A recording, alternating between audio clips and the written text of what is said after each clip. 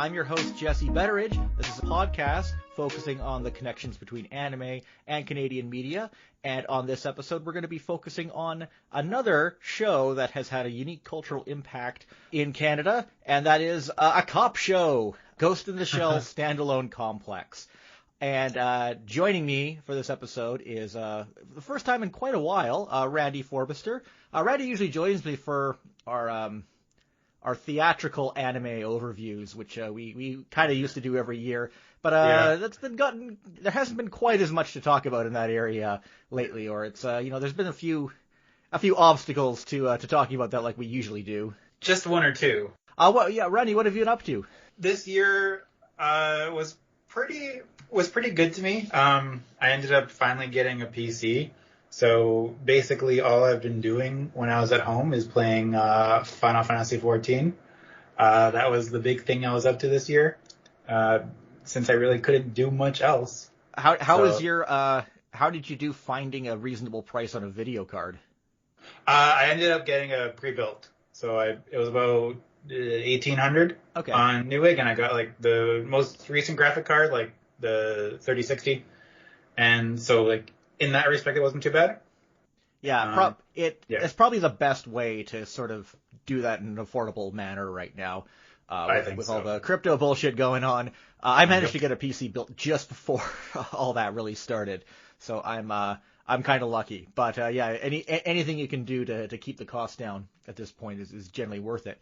Mm-hmm. Yeah, in terms of Corona-based roadblocks happening, you also you're still running Icon in Winnipeg, right? Yeah, theoretically. Theoretically, and yeah, we've canceled our main event twice, and we've done a few online events here and there. But hopefully, we're going back in the summer. That's the hope right now. Yeah. Based on how things have, the pattern of the past few years, I think probably we'll end up doing a summer thing, but. I can't say for sure. Fingers crossed. Fingers crossed. Yeah. Icon's definitely on my list of cons to visit at some point, which is very long and now long delayed. But someday. Yeah, it's a good time. Yeah. So, yeah, I originally wasn't planning on doing an episode on Ghost in the Shell Standalone Complex, but with Adult Swim Canada recently running Blade Runner Black Lotus, it also it made me realize that, there was another cyberpunk anime directed by Kenji Kamiyama that aired at midnight, almost a decade ago. And, that also reminded me, hey, it probably actually is one of the most notable anime to run on YTV because it actually has a reputation outside of Canada, even though it's something that ran in other Anglo territories. Because whenever I read anything about, the episodes of Standalone Complex, and whenever they read something about Jungle Cruise, it still seems to be labeled as the episode that was banned in Canada. Yeah. That label still follows that episode and the show to this day, and that's not exactly true, but based on that reputation and the fact that Standalone Complex does kind of stand out a little bit among other shows that aired on YTV, we haven't really talked much about Bionix on this show in the last couple of years. I thought it would be worth going back and taking another look at Standalone Complex. Obviously, there's a lot to say about it, and we could easily go down a rabbit hole and make an episode that's even longer than the Candy episode was. But I think we can, we'll try to keep it a little more focused on the Canadian context. But there's no shortage of good deep dives you can find on this show, I guess kind of want to look at this specific context for Standalone Complex again. And I mean, needless to say, I rewatched the show, and I'd still say of all the shows on Bionix, this is probably one of the best, or at least probably a toss-up between this and Full Metal Alchemist or Eureka 7, in my opinion, at least. Yeah, I would definitely agree with that. Rewatching it, there were a lot of, I was kind of shocked about how dated it all kind of felt, just in from a modern perspective, just the way that it went about lots of the technology aspects and lots of the theorizing about where technology is going to go. I found it really interesting from a 2021 perspective how those things have how perspective has kind of shifted around those. Yeah. But yeah. But it's super well done. Like apart from like a few little animation, I feel like a bit of stiff animation. I think it could have come out today, and there wouldn't be much of no one would blink an eye. Yeah, the show came out in 2002. It easily looks better than any other digital production that was coming out at that time. Even when you account for the CGI integration and stuff like that. And if I'm not mistaken, I believe it was the first television anime that was produced in high definition as well. Or a digital television animation or anime.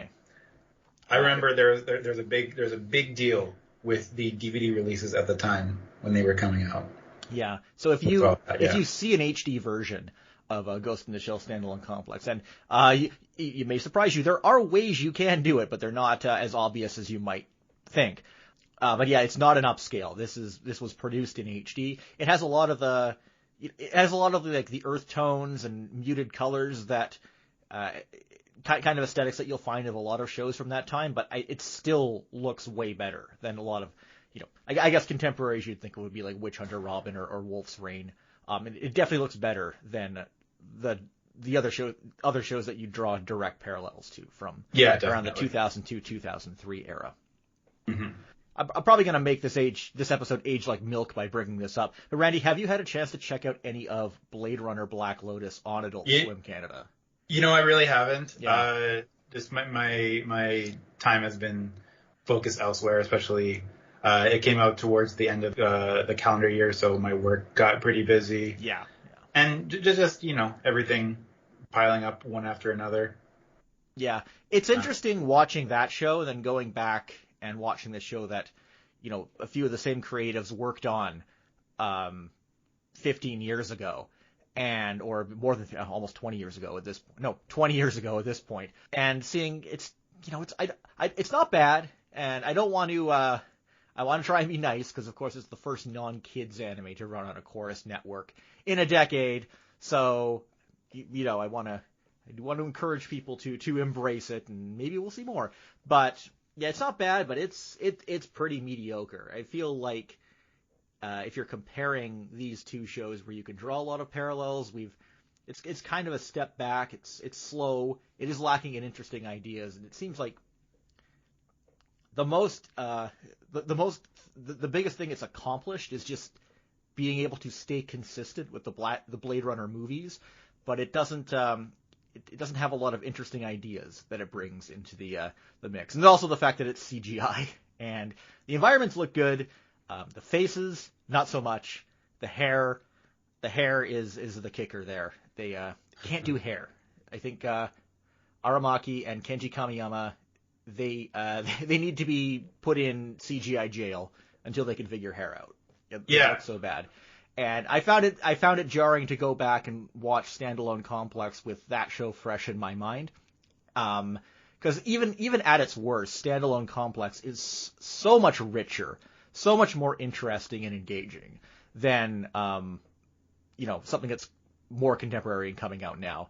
And that same creative team also did the more recent Standalone Complex sequel, Standalone Complex 2049, which is on Netflix, which is done in a similar CGI style. And I haven't really watched that, but oh boy, is that that is some stilted looking animation in that show. It does not look good.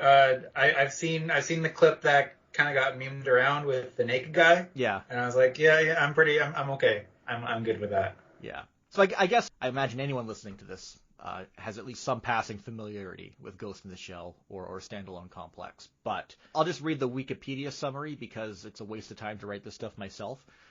So Ghost in the Shell Standalone Complex is, of course, adapted from the manga by Masamune Shiro. It takes place in the year 2030, where many people have become cyborgs with prosthetic bodies.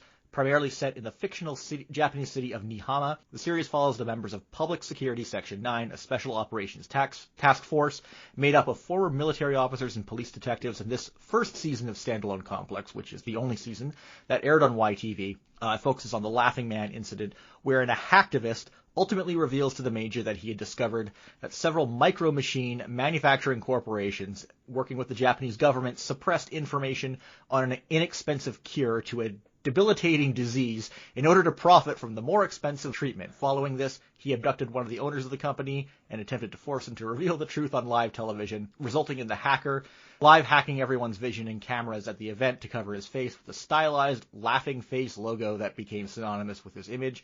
His popularity spawned several genuine imitators, resulting in the series' titular standalone complex. After an investigation by the authorities causes him to resurface to the present, Section 9 discovers these companies and several Japanese politicians, later using the Laughing Man's image to garner public support and profit, and they begin a campaign to disseminate the truth. So this summary is, of course, just focusing on the quote-unquote complex episodes in the series, and the thing that Ghost in the Shell made an oddly big deal about is the fact that it has show episodes that specifically focus on a continuing storyline and standalone episodes that are, for the most part, completely self-contained, although they do a lot of legwork in world building for sort of the broader story that actually spans across all of the seasons, including the OVAs and spin-offs as well. So you're not it does create quite a bit of tapestry between all that.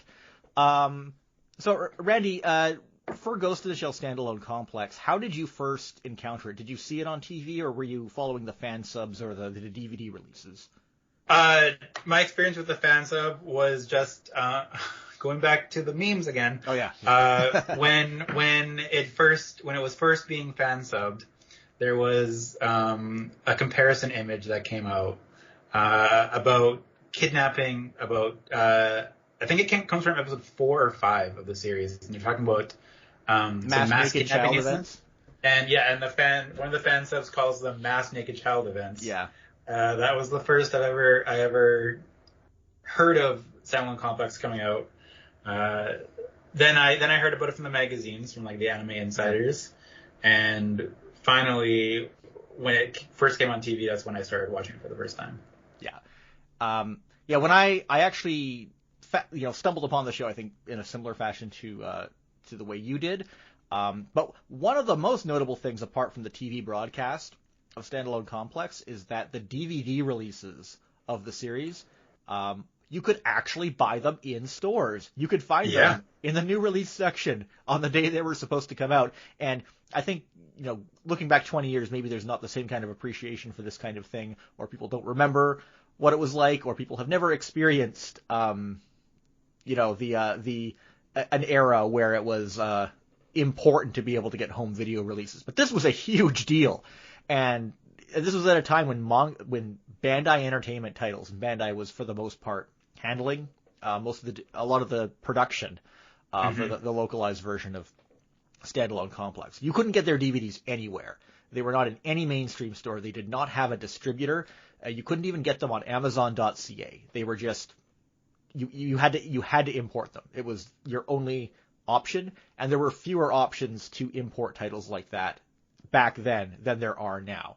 So to actually reliably find these individual DVD releases coming out in the new release section at Future Shop or Best Buy, every on the release date, it was big, and they were like $22 each. They were at an actual appropriate price, when a lot of standalone DVDs were inflated to about $45, depending on which distributor was releasing them. So of course I snapped them up as soon as they became available every week. Or they didn't come out every week. On their release dates, I kept close track of them, made sure to pick them up. That is how I first watched the show. And the reason that they were easy to get is because even though Bandai Entertainment was handling the production, Manga Entertainment was handling the distribution, because there were a lot of hands in this show. Lots of money coming from different sources, because it was a big deal, especially for distribution in the West.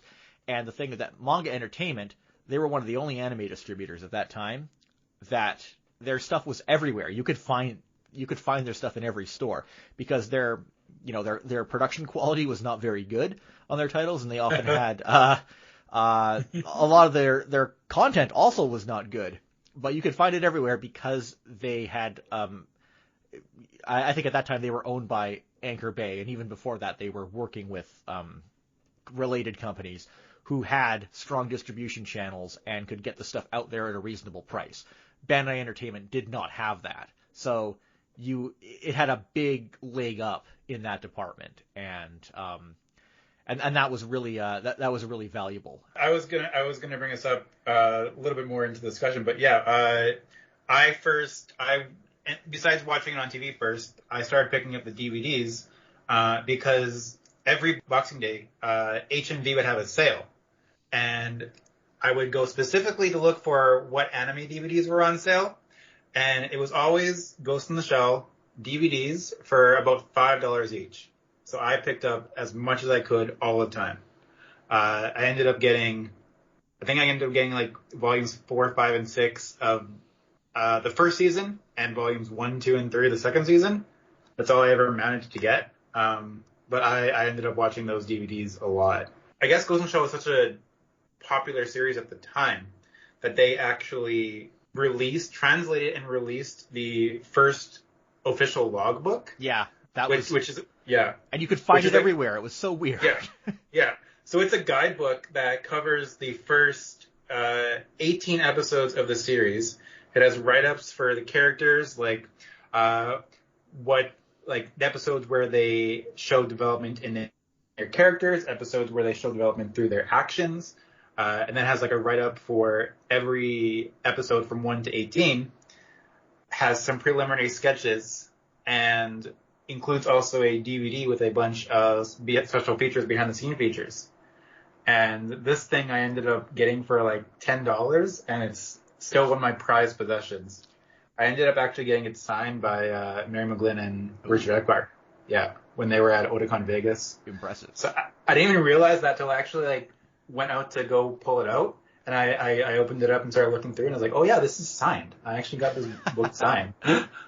Nice surprise. It's mind-blowing to think that something like that would get released at any point in the past. Oh, yeah. And much less something you could find in most stores. Something like that. It's crazy. And at the same time, most distributors just couldn't even get their stuff into Canadian stores at all. What a mess everything was at that time. And those extra special features they released were cool.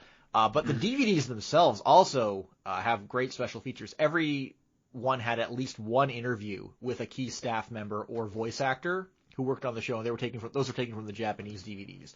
And they get really in depth into the production and how long it took and how they approached things. More so than I've seen on a lot of special features for other anime.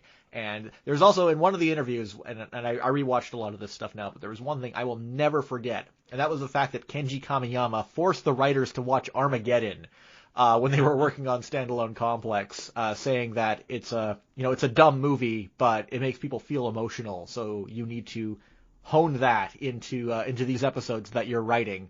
And it's just a reminder that so much of anime is just mediocre American cinema run through a funhouse mirror and then kind of dressed up again. I was shocked when I learned that. I've never forgotten that. But yeah, you're not wrong. Yeah, those are great interviews. If you have those DVDs, I encourage you to go watch that stuff. And those DVDs, you can still find them. They're a little more expensive now, but they're not crazy priced. I think you can get each of those DVD seasons for $50 to $75 or something. There are the Blu-rays releases that Anchor Bay, Stars or Lionsgate, or I think it was whoever owns them now. They put those out a few years ago. Do not buy those. Those are absolute garbage. If you did buy them, just throw them in the throw them in the trash. They are not even worth keeping. There's so many technical problems with them. It's kind of shocking, actually. That's so interesting because they put so much care into it. Yeah. In the first release, they actually had separate DVD releases. They had one DVD release that was the standard edition, and they had a second DVD release that was a special edition that which is the only place you can get the 5.1 Dolby mix. Yeah. If I recall correctly. And they ended up doing that for every single volume of the show.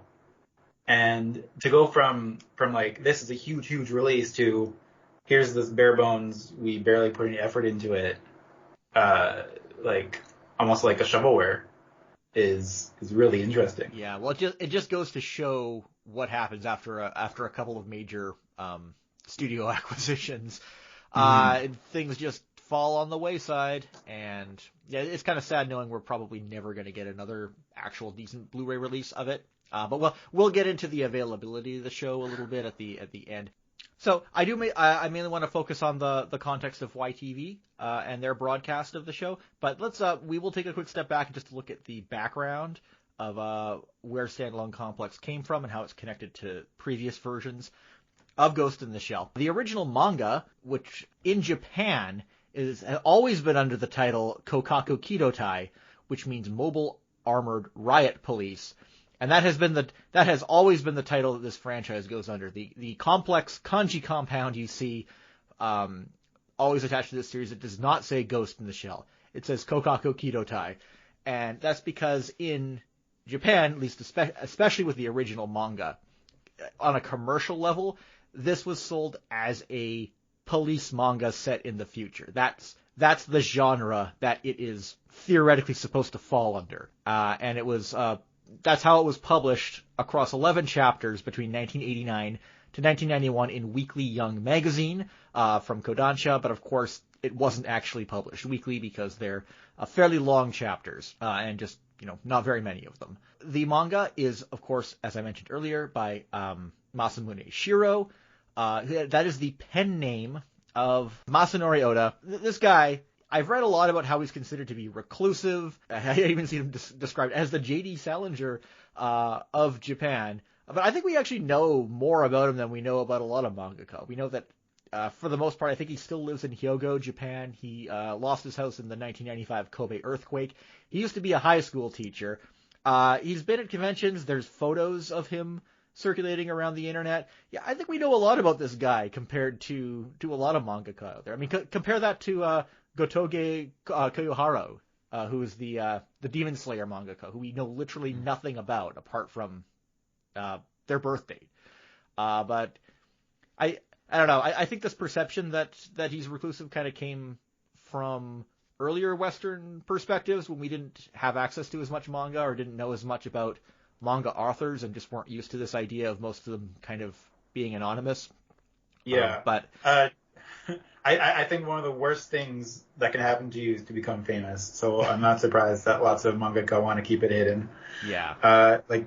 I am not surprised in any case that the Demon Slayer mangaka is choosing to stay anonymous. Yeah. Because, and it's crazy. I couldn't imagine what your life would be like if you have written the most popular manga in years in Japan. Yeah, and it's best-selling, the source material for like the highest grossing film in history of Japan. It's it's nuts. But this person, we know nothing about them. So I think that this idea that Masamune Shiro is a recluse is a little overstated. But I could be a little off with that. But Shiro had previously done two other manga, Black Magic and Appleseed, which both had anime adaptations, and notably with the Black Magic one, Shiro was actually hands-on with that. He was a co-director of that, and he handled a lot of the visual aspect of its production. And unsurprisingly, he would actually wind up being quite hands-on with the production of the first season of Standalone Complex as well. Probably a big reason why that TV series is follows the manga structurally in a lot of ways. And then after the Ghost in the Shell manga, he also did he did a sort of sequel called Man Machine Interface. I have not read Man Machine Interface. I hear it is very difficult to understand and kind of out there. And pretty much everything he's done in the last 15 years since then has been outright porn. I don't think he's done anything that's not explicitly pornographic. Yeah. Since he did that comic. I'm actually looking at the ANN encyclopedia article for him right now, and it says under skills and abilities, draws out artwork for adult calendars. And I'm like, Yeah. I've definitely seen a few of those. That's where he's taken his work. And I'm fine. Yeah. I'm fine with that. That's fine. No, hey, if it gets you money, it gets you money. I think he's one of those artists who can pretty much do whatever he wants at this point. This manga served as the basis for the 1995 film Ghost in the Shell, which was released. The film was funded by Kodansha and produced by Production IG, and they basically presented this project to Mamoru Oshii to direct. And if you're not familiar with Mamoru Oshii, got started mainly with comedy with Urusei Yatsura. But as time went on, he evolved into more, I guess you could say, navel-gazing or cerebral works. You see that evolution happening if you watch Patlabor, starting with the OVAs and then eventually going up to the second film, which is very much a precursor to the type of approach you'd see with that 1995 Ghost in the Shell film, which is it's quite different from the manga. Of course, it focuses entirely on sort of presenting the sci-fi elements. And in the original manga, Shiro would have these very extensive liner notes everywhere, explaining the sci-fi concepts that are being presented in the series. The film version takes a very visual approach to establishing this, and I think that's both its strongest and weakest aspect, because it does it very well, but that's kind of all it does.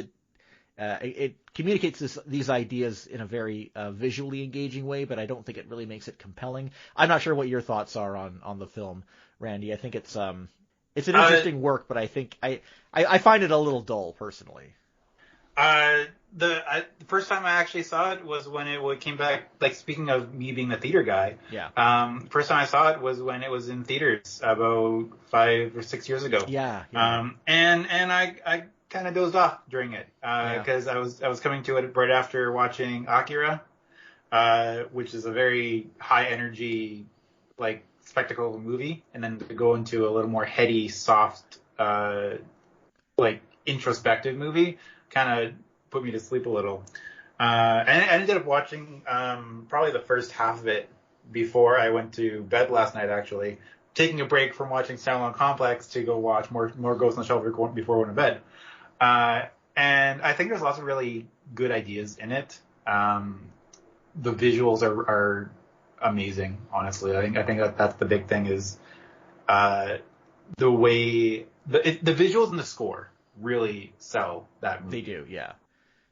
And more than anything else. Yeah, Kenji Kawai did the score in the film. I think he does a great job, and obviously the music's very different with Yoko Kanno in the series, but it's executed in a way so that the it can still send a chill down your spine at the right point. I find the theme songs in the TV series kind of are able to emulate that quite well. The film, I love how its version of Nihama more resembles Hong Kong, or at least the parts they focus on, and the colors pop a little more. It does a really good job of communicating things visually, but it drains all of the humor out of the original manga, and I think that was kind of a mistake. It's also obviously sexuality is an aspect of it, but it kind of takes the sexiness out, which, your mileage may vary on that. So you can, it accomplishes a lot, but I think it kind of leaves a lot to be desired, and I think the TV series kind of manages to fill that void a little more. Nonetheless, I think the film is usually regarded as kind of a failure in Japan. I don't know if it did that badly, but it definitely has more notoriety in the West. It actually is technically a UK-Japanese co-production because it was made with a very large investment from the UK-based Manga Entertainment. The original Manga Entertainment is based in the UK, not the US one was a spin-off. It's all owned by Lionsgate now. That's to answer my confused statement earlier. And it was it sold over 1 million copies on VHS. I believe it was the overall top-selling anime film on that format in the West, or at least in the United States. I'm that's what it says on Production IG's website. I don't know how that's measured exactly, but it was a very large success on VHS for an anime film. I am not surprised by that at all. Yeah. I think we can blame that on the manga entertainment of it all, because they just got everything in every store. Yeah. So it's like Ghost in the Shell, Perfect Blue. Those were like the two ones that like you saw everywhere. Yeah. Like you couldn't go to a DVD or a media store without seeing them. And like it's just one of those situations where just putting it in front of your face, people are going to be intrigued and end up like buying it or renting it. So it's not a surprise at all that like in the early days of anime fandom and being able to buy official products, that Ghost in the Shell was going to be one of those ones that like stuck out. Like, because just the base image that's always on the manga trailers was Motoko diving out of the window and going invisible, and that's probably the most iconic shot of the whole Ghost in the Shell franchise. Like Standalone Complex even copies that. Yeah, you see it referenced in other anime, which kind of defeats the idea that the film was not popular or is not well regarded in Japan.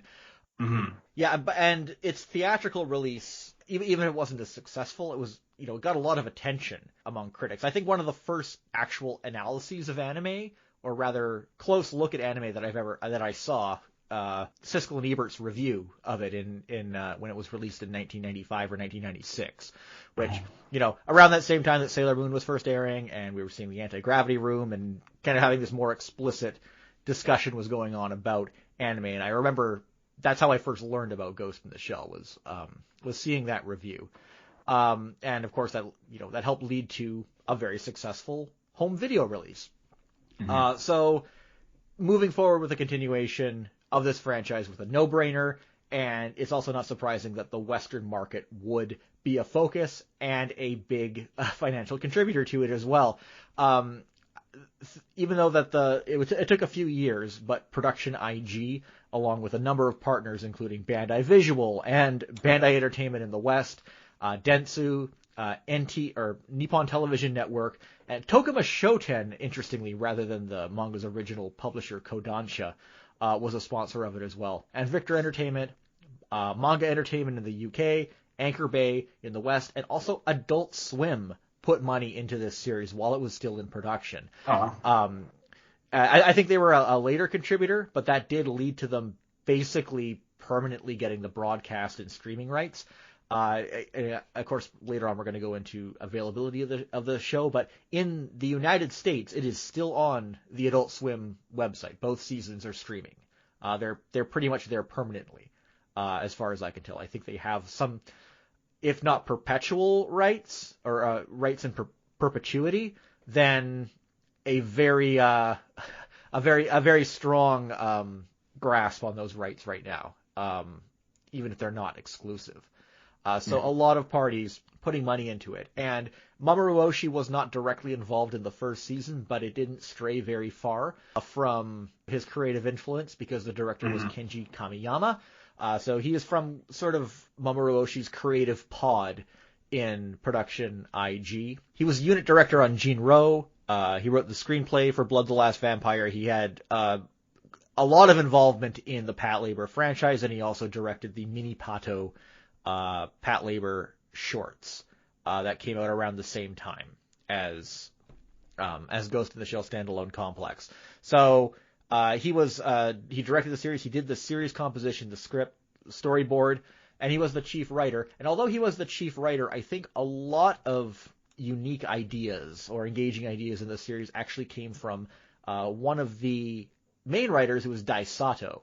Dai Sato actually started with Cowboy Bebop. He wrote a number of key episodes, Jamming with Everett and Brain Scratch. And the Brain Scratch episode, which was the VR episode in Cowboy Bebop, that apparently landed him the job on this show. And if you've had any exposure to anime on television in the last 20 years, you've definitely seen work from Dai Sato. He worked on on this show, on Cowboy Bebop, Wolf's Rain, basically the main writer behind Eureka 7. And, Eden of the East with Kenji Kamiyama. Yeah, Kenji Kamiyama would go on. He would work on Eden of the East, which was Kenji Kamiyama's one of his next big projects. Kenji Kamiyama also did Moribito. Mm-hmm. Eden of the East is that's a show I was kind of disappointed with, I gotta say. It's got some interesting ideas, but did not go in the direction I expected it to at all. Kenji Kamiyama, he also directed that movie Napping Princess, which I liked it. A lot of people didn't seem to like that one, but I thought it was a pretty good family movie. I didn't expect that from him, but I think he should. I'd like to see him do more films like that. I think he did a good job. I'd certainly like to see him do more stuff like that and less of the CGI stuff. Yeah, for sure. And also, sorry, while we go on this tangent of stuff that he's done since, he also directed one of the segments in Star Wars Visions, the anime that's on Disney Plus right now. He directed The Ninth Jedi. I have not watched any of those, so but people seem to like it. Yeah, I've only seen the Trigger one. Yeah, that's all I watched so far. Yeah, and Dai Sato, he most recently did the script for Super Crooks on Netflix. All I know about Super Crooks is that it has a scene where two characters debate the differences between Power Rangers and Super Sentai, and I'm like, I should watch that. Yeah, well, it's directed. It's based on a comic by Mark Miller. And I was, it seems interesting, but you may have sold me on checking it out because I am interested in watching any show that would explore those important differences in depth to any degree.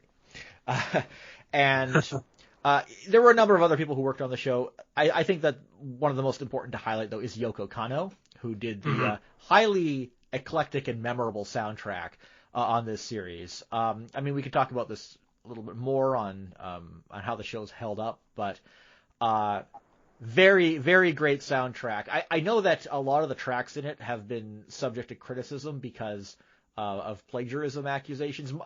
This happens a lot in anime. I need to emphasize it's not a Yoko Kanno specific thing. It's just people are under like tight deadlines and they do lift music a lot. And there's some very blatant lifts that happen in this show, but it only affects a very small number of tracks compared to the like dozens and dozens of tracks, multiple soundtracks worth of music that she produces for this. I think she does. It's amazing work. And I think it's very clear that like accusations of plagiarism, Yoko Kanno takes lots of inspiration from music. Like I don't. It's so easy to go to like Tarantino as a comparison in like how Tarantino takes ideas and makes them into his own. Like Yoko Kanno kind of does the same thing, but Tarantino's just the easiest comparison off the top of my head to make. But like all musicians do that kind of stuff. Yeah. And like taking like well-known musical tropes and making them into her own style is kind of what she does. Yeah, I do a panel at conventions that looks at music that is anywhere from influenced by or outright rips off popular music or music by other artists.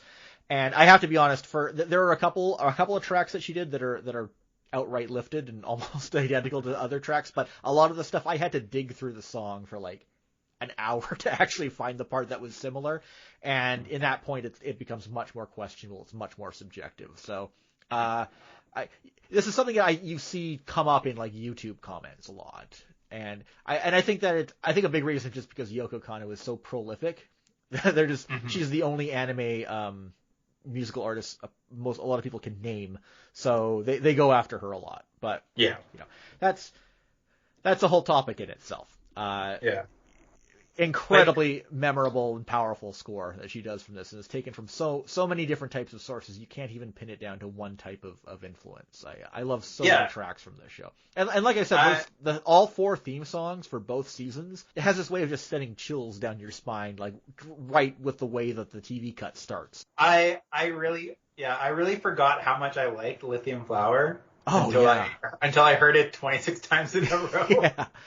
And I was like, oh yeah, this song is dope. This song is great. Yeah, it's underrated if anything. Yeah. Yeah, I had actually forgotten that Yoko Kanno did the music until I was rewatching, and I was like, wow, this music is really good. Like it's one of those cases where I actually like really like take a mark up for the music, and I was like, of course it's Yoko Kanno. Like of course. Yeah. I was It's cool how she takes like cues from the Kenji Kawai stuff and kind of puts her own spin on it. The soundtrack's fantastic. So yeah, the series was in production for quite a while. I can't remember exactly when it started, but I know that they spent like as much as 2 months compiling the scripts for each episode, because unlike the film, which cut out most of the side note information and tried to communicate it visually, the series tried to integrate a lot of the info dump information into the dialogue and try to make it as smooth as possible. And it certainly is not smooth. A lot of this dialogue is very, very complicated and unnatural, but it ultimately, I think it still hits a balance that works very well. Each episode, even if they're not all, super great episodes, they communicate the ideas very effectively. It's, I don't think enough appreciation is put into how intricate the scripts are for these shows. Some people might dismiss it as being like dialogue heavy or too many talking heads, but a lot of consideration was put into how this was handled, and I think I think the writing may have prolonged production of this a bit more than even the animation did. It was a very complicated production, and as I mentioned, Adult Swim put money into the show's production because they became a thing in 2002, right when this show was coming out in Japan. And it has an interesting broadcast in Japan. They would actually run on Animax, not one episode a week. They would run 2 episodes back to back at the beginning of every month, which actually kind of, when you know that, it actually makes the structuring of the show make a lot more sense. You'll notice that a lot of the times you'll have a low-key episode followed by a really more action-packed episode, and when you understand that they were originally broadcast with 2 episodes back to back, it makes sense that they do it that way and pace the series the way that they did. Yeah, for sure. Yeah, and that started in 2002. The Adult Swim broadcast started in the fall of 2004, and it actually debuted simultaneously with Full Metal Alchemist. Adult Swim, again, even before anime was really a big thing on that channel, or a sure thing, they were putting money into it. That tells you of the confidence that was in this property and the interest that was in that property. And I think with that in mind, it kind of explains that a TV broadcast in Western market was probably considered to be a crucial part of the show's distribution. And lucky for Bandai Entertainment, the show's launch very closely coincided with a television broadcaster in Canada who was finally interested in taking anime seriously after quite a few years of not really having any kind of option, which was YTV. So YTV picking up Ghost in the Shell standalone complex, when that announcement was made, when the show aired, and looking back on it now, it definitely stands out of all the shows that aired on that station for the most part. I think the closest comparison would probably be Witch Hunter Robin, which was also a sort of a procedural type of series, but obviously Standalone Complex is much more complex, much more violent, quite a bit more adult. Certainly the most adult show that ran on there. So it really stuck out. Yeah, and I remember at the time when it was first announced, lots of discussion was like, how are they going to put all this on TV? There's a lot of like mature themes and like maybe not a lot of violence, but there's a lot of like there's a few moments where people's heads get blown off. So what's going to happen with all that? Yeah, and to put it into context, at that time they were running Gundam Seed from also from Bandai Entertainment, and Gundam Seed was it's less edited than the version that ran in the United States, but there were a number of edits made to that show. Mostly for violence. And in many ways, I think Gundam Seed was kind of their canary in the coal mine for how they were going to handle violence. They kept kind of testing the waters more and more as the series went on, and it was all really inconsistent. There was a lot of there's clearly a lot of concern about gun violence specifically, because blood from a gun wound was what they usually edited. Sometimes they let it through, but it was the most concern. And you have this, and so immediately the next thing they get from Bandai is this show that has gun violence in nearly every episode. Some of it very explicit. Gun violence, like a guy's foot getting blown off in the first 3 minutes of the first episode. So to a degree, they obviously knew what they were getting into. But to people who were following this, it seemed like a bad choice. And I can tell you from my perspective, and back when in the old Zon in Canada website, back when that was a thing, I think the mentality that I had at that time, and I'll admit I was probably wrong about this, was that because YTV had picked this show up, they basically denied the possibility that another broadcaster who would, be a better, maybe who I perceive would be a better fit for the show and who would be more likely to run the whole thing uncut. They're basically denying the chance for them to get it. I now know that was a bullshit perspective, because there was no way that Space or Teletoon were going to license this series. Yeah, no. I love to imagine that possibility, but those stations were simply not interested in anime, and it was not going to happen. YTV was the best bet. If we had waited a few years, I could have seen this showing up on Razor, but we would have had to wait like 3 years for something like that to happen. And at that point, it wouldn't have had nearly as big of an impact, I think, as a TV broadcast would have at YTV.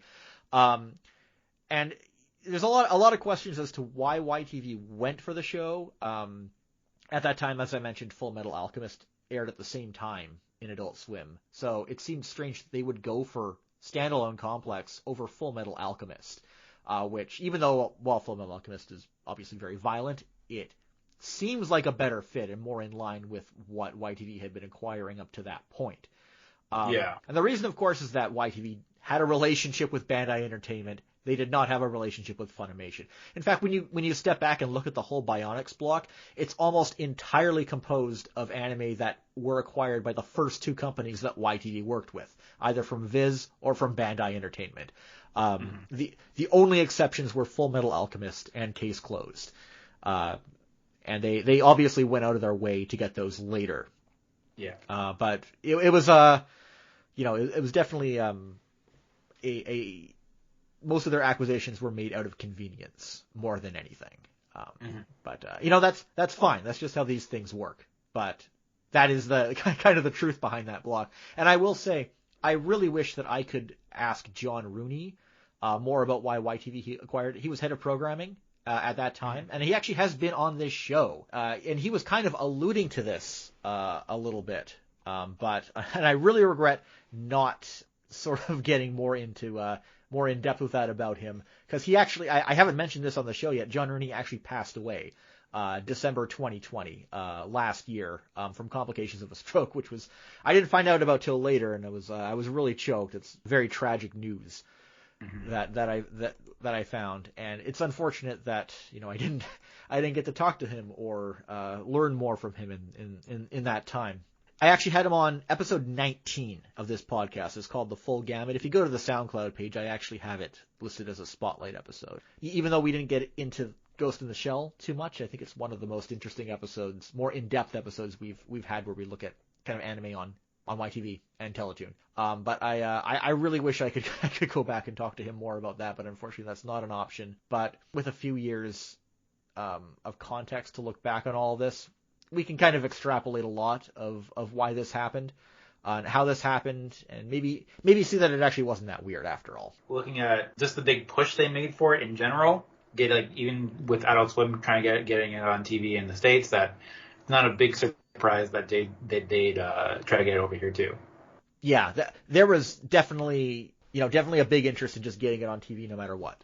And one of the big things people were worried about, apart from just the consistent violence and adult themes on the show, was specifically episode 10, Jungle Cruise, which is an episode about basically a rogue CIA operative who worked at subjugating South American countries, and part of that involved skinning people alive and then making films of it, something that he was continuing to do. That is the basis of the episode. Obviously, kind of a questionable thing for YTV to run, and they didn't wind up running it, at least not the first time. Yeah, especially like one of the scenes involves like a flashback to Bato's past when he was in South America, and there's a child who has their skin has been skinned in the shape of a T-shirt off of their body. So that's one of those situations where you're like, I don't know if that's feasible for someone to actually run or not. Yeah, and I mean just the general theme of snuff films in the episode as well, which is kind of central to it. It's definitely an episode that goes for shock value. I will still say that I think it is one of the strongest standalone episodes in this series overall, for sure. And that was a Daisato written episode as well. I think it's an episode that says a lot.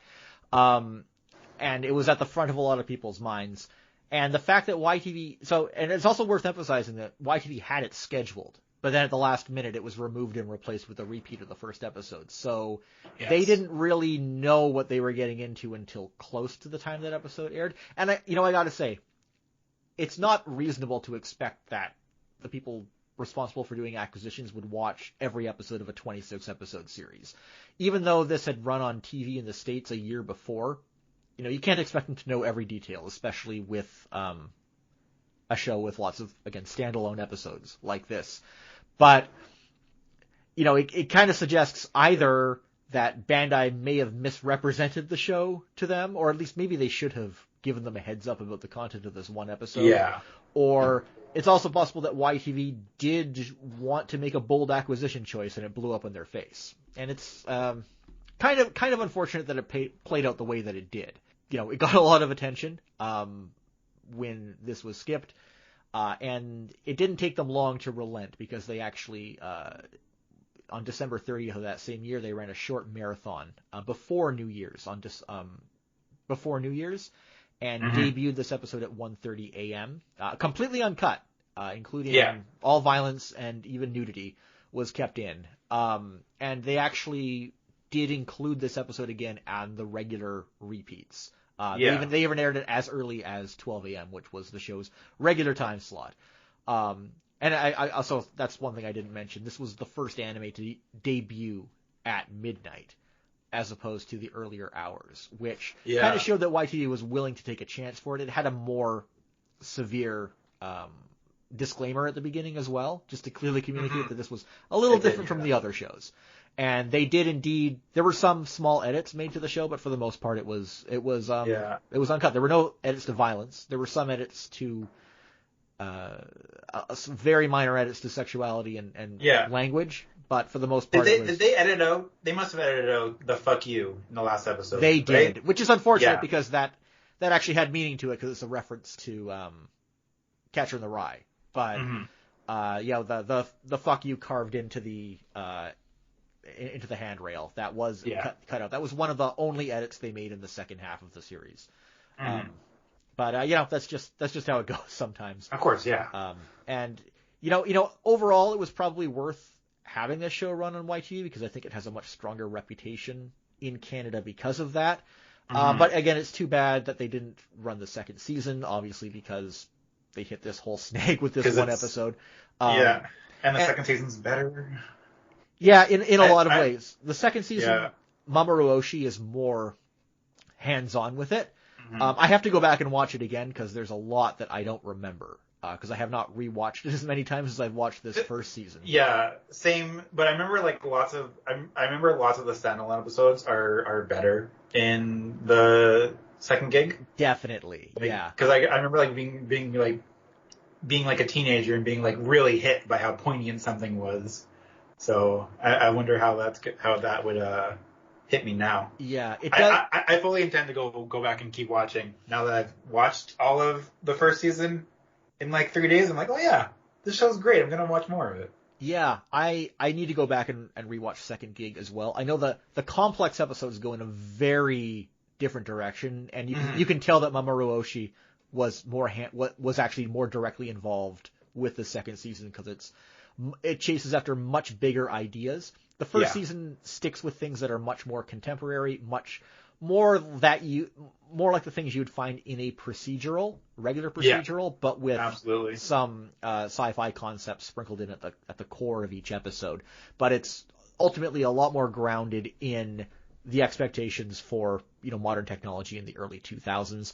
But the second season, it delves more into Japan's relationship with war, very much in response to the Iraq War, and refugees, all things that have only become bigger issues since then. And it makes some weird narrative choices, I think, but ultimately it has a lot of profound stuff to say. It is unfortunate that not only did YTV not go for that second season, but also no one else did.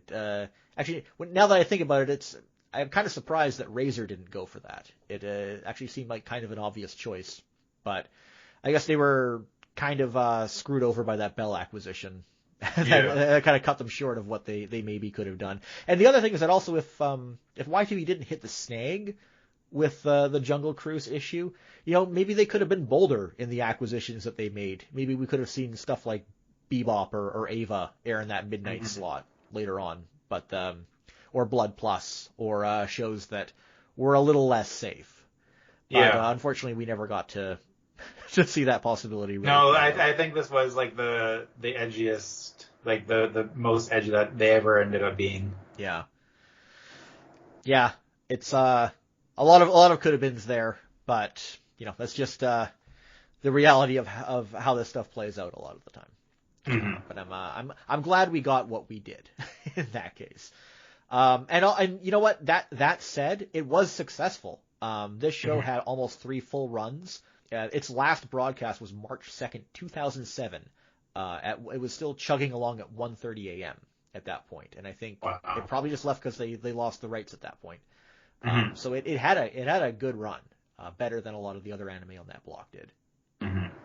Notably, this was one of the big things I latched onto on my old blog, for better or worse, and I was really engaged with it. I remember when it debuted, I actually I was staying at my grandparents' place, and I kept the TV on really, really low, stayed up late just to see how the broadcast went, if they edited anything. What I'm just struck with is the memory that, like, for Manitoba, we didn't get Ghost in the Shell until 2 a.m. Yeah, because you're in a really awkward time zone. Because it was a really weird place. Like, for some reason, we always got, I guess we got the West Coast feed, unless you had like cable with a cable box, and then you could get both the Toronto feed and the BC feed. But so like whenever we wanted to watch Ghost in the Shell, it was always at like 2 a.m. And I'm struck with the memory that, like, I would stay up until like 11 p.m. every Friday to start watching the Bionix. I think that's kind of part of what made Ghost in the Shell really interesting, was the fact that, like, I had to stay up super late to actually end up watching it and engaging with it. And it felt like this weird underground thing. Yeah. I'm pretty spoiled here in BC because everything I get is either at the same time as in Eastern Standard Time or earlier. So, it's like on Adult Swim Canada now, if something runs at midnight, I can watch it at 9 p.m., which is convenient because I go to bed much earlier these days. Yeah.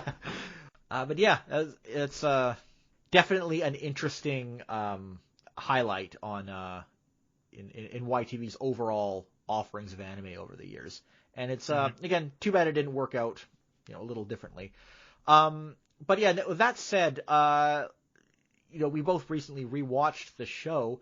Going back, did anything stick out to you in your sort of revisiting of it? Apart from what I said before about, like, it looking like a little bit stiffer, but still pretty relevant to, like, what we get now. It was interesting how, like, the show just kind of lets itself go at a slow pace, lets itself be like a good police procedural.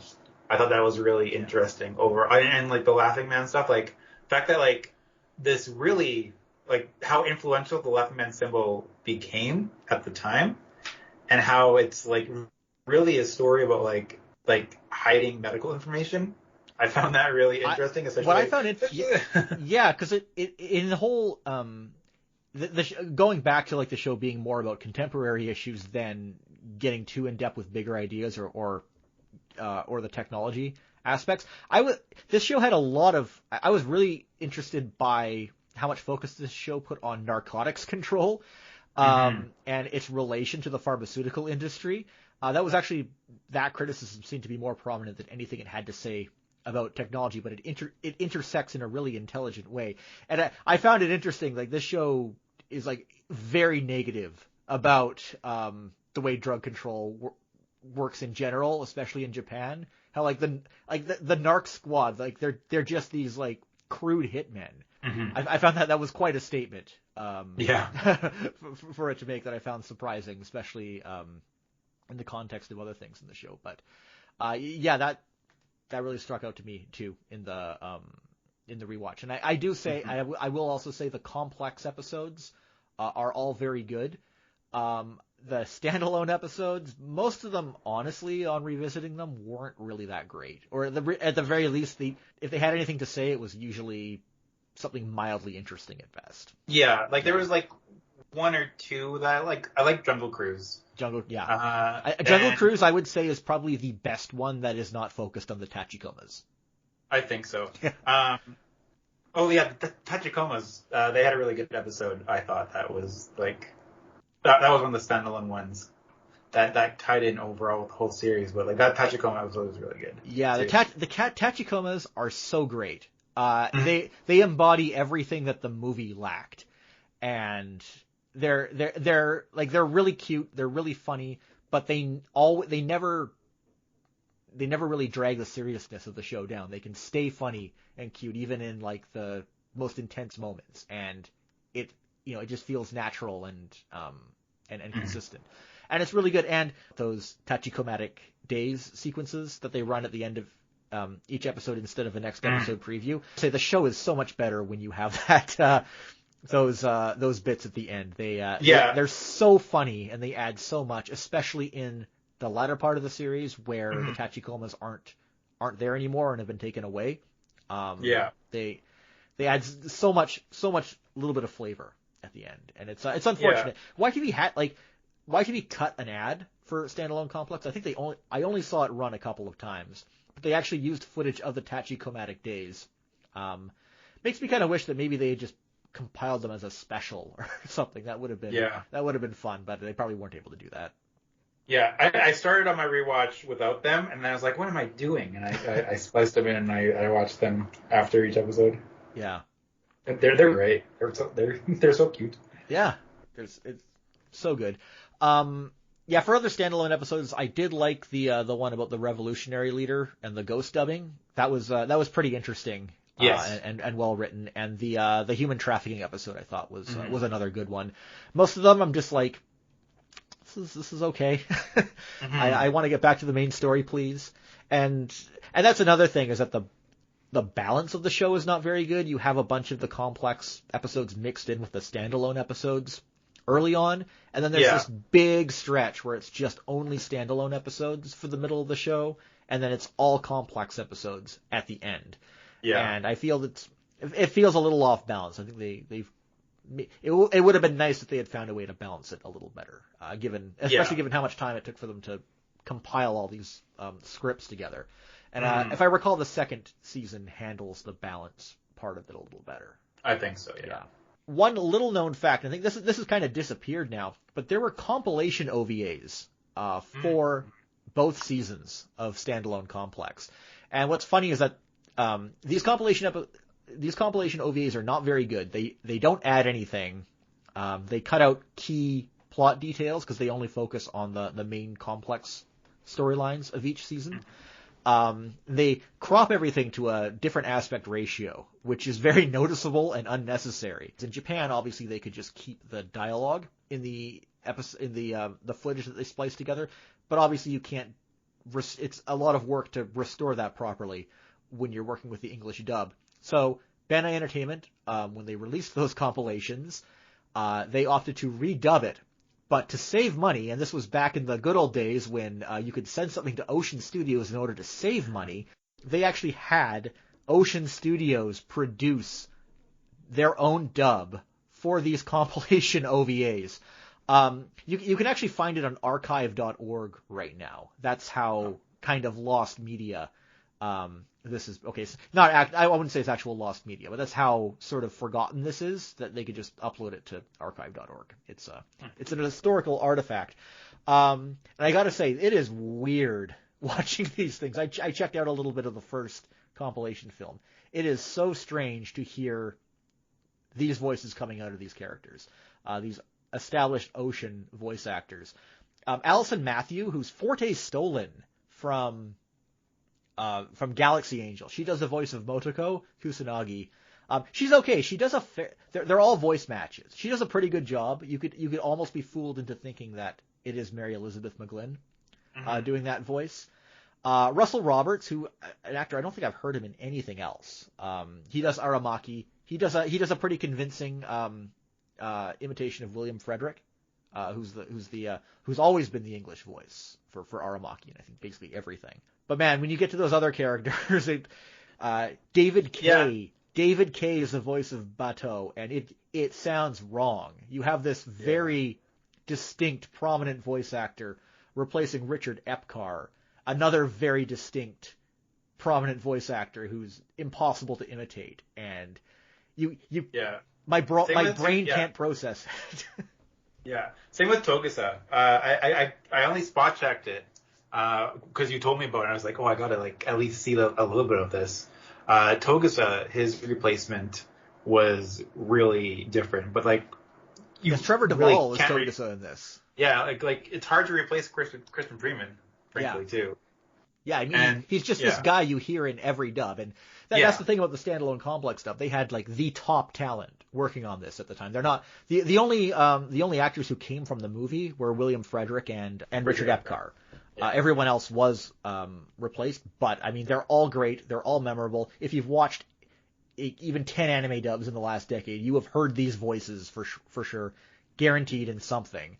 And the dub is top notch. It's probably one of the best dubs still to this day. Yeah, I mean, if I'm taking a close ear to it, I can pick out some lines that maybe sound kind of weird or awkward, but that's just nitpicking. It is a top shelf production for sure. Mm-hmm. So to see Ocean Studios just do this kind of okay-ish imitation of the same script, it's kind of uncanny actually. Mm-hmm.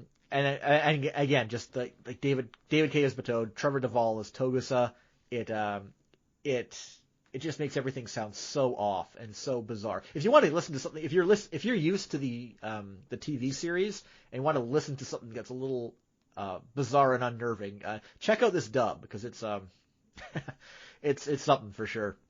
Yeah, I agree. It's a little uncanny valley almost. Yeah. Worth noting, Kathy Wesseluck and Tabitha St. Germain do the Tachikomas in this. They're actually great. They do They definitely nail Tachikoma voices, even though they're different than what was in the original series. But they're they're two of the best people to do those kinds of voices, so it works out pretty well. That said, where the hell can you watch Ghost in the Shell standalone complex now? So for a high-profile series, there are definitely options you can find for a home video release, but anything else, it's not in the obvious places you would expect to find it. No. Yeah. I had this problem when I was trying to find it to rewatch it. I was like, I used Just Watch. I was like, oh, where is it at? And it turns out it's just on Hoopla right now. So for streaming, it is not streaming in Canada at all. You cannot find it on any streaming service. Well, to add insult to injury, if you go to Crave, they have, of course, if you have the Stars add-on on Crave, you can watch the original Ghost in the Shell film. They also added the Ghost in the Shell 2.0, which is a really very bad reversioning of the original film. But the funny thing is, if you go on Crave, if you go to the page for Ghost in the Shell 2.0, the splash image in the background is a screenshot from Standalone Complex. It's like Stars is taunting us, showing us, yes, we have this. We could put this on Crave if we wanted to, but we don't want to. You're getting this crappy reversioning of the original movie instead. I'm just like, God damn it, put it on Crave. It seems that Stars just puts random titles on with their partnership on Crave every once in a while, and it seems like it's possible. Maybe one day Standalone Complex will be one of those random titles that they just kind of drop on there. Yeah. And I keep hoping that might happen, but it hasn't happened yet. Yeah. Well, so I actually am looking at Hoopla right now. Yeah. And Standalone Complex is available, but Hoopla is a streaming service that you can only access if you have a library card. Yes, exactly. But they have, and I can't tell, because my library card is currently out of date, so I haven't renewed it yet. I can't tell if you need to borrow each episode individually or if you can borrow a season all at once. But you might only be able to borrow each episode individually, which would mean that if you wanted to watch the entire series, it would probably take you a number of months to actually get through it. Yeah. So it's an option, but not necessarily a great one.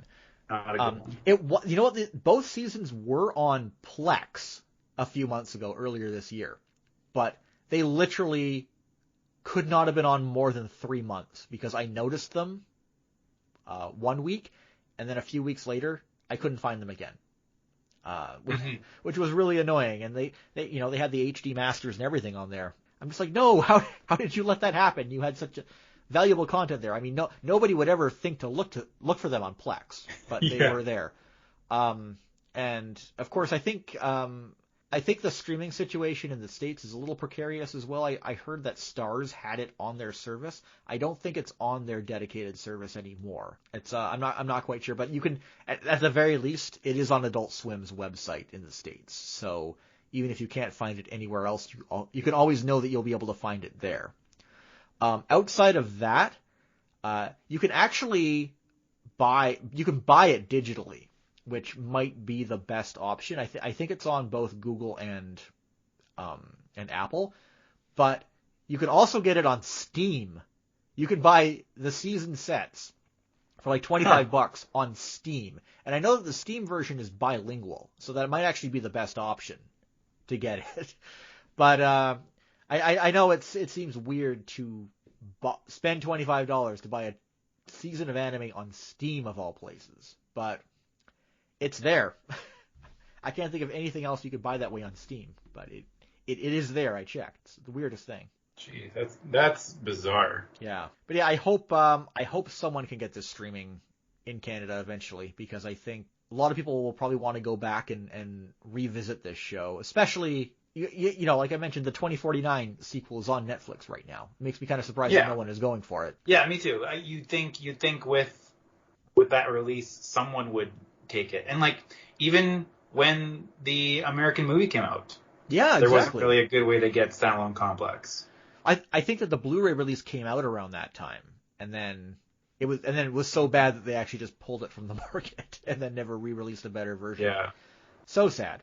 It is unfortunate that what was once such a high-profile show has sort of met this very bad treatment, or very dodgy availability in this day and age. But yeah, that happens to a lot of these high-profile releases that get released by like a mainstream company. Like lots of them often just fall away and then are forgotten because there's not a good way to watch them anymore.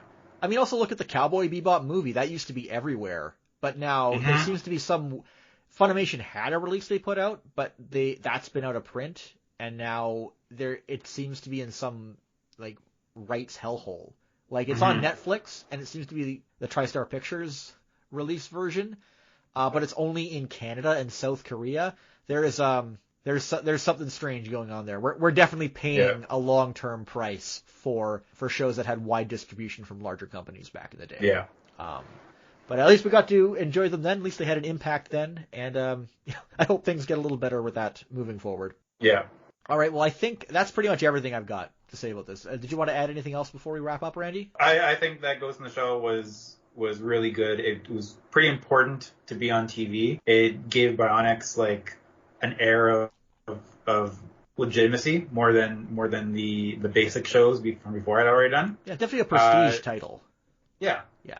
So and like it just overall kind of gave the block a lot more substance, I think, overall. Yeah. It was always good knowing that it was, for a couple years. It was always there. You could always find it late at night, and it was still chugging along, still getting a lot of viewership, because you couldn't know. We didn't know what the ratings were for any of the shows on Bionix, but you could tell, when a show was scheduled, how long they kept rerunning it for. You got a good idea of how of how well it did.